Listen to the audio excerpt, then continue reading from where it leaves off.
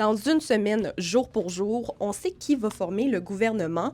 Alors, on a demandé à des étudiants de venir nous parler de leur vision de la campagne électorale, de la politique autour d'un pique-nique. Là, le seul problème, c'est que Dame Nature n'était pas au courant de nos plans, mais on ne recule devant rien, même que Justin a trouvé un nom pour notre nouveau concept. Une idée de nom, tu pourrais appeler ça politique-nique. Comme comme un pique-nique. Je te fais. Ah ouais!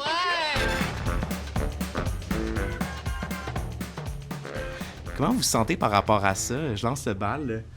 Là. Personnellement, je suis vraiment excitée, là. J'ai hâte de voir les résultats. C'était mon premier vote, donc c'est un peu la magie de la première fois. Puis on croise les doigts pour qu'on ait ce qu'on veut au final. Puis tu as voté par anticipation, de ce que je comprends. Oui, exactement. Là, j'ai la chance de travailler aux élections, donc j'ai pas eu le choix de voter par anticipation. C'est des décisions qui vont nous impacter en tant que jeunes, puis aussi dans le futur, avec toutes les décisions que les chefs des partis politiques pourraient prendre. Ça peut impacter autant le réchauffement climatique, le logement, les droits des femmes, aussi l'économie, comme on sait avec Donald Trump, avec ses tarifs douaniers. On rentre sur le marché du travail, c'est le moment clé dans notre vie que tout va commencer à arriver, tu sais, la vie d'adulte.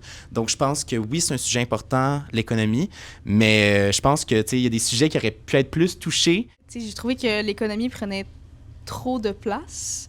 Comme oui, elle est importante, mais il faut laisser la place aux causes sociales. Une grosse montée de la droite, puis la droite veut pas, ça implique souvent la réduction des droits des femmes.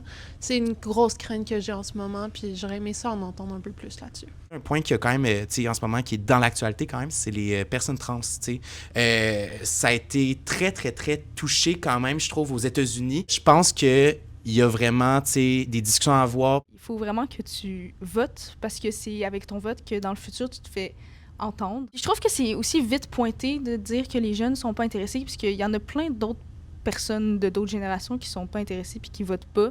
Mon père m'a dit quelque chose de quand même assez... qui m'a quand même marqué lors que j'étais allé voter vendredi dernier.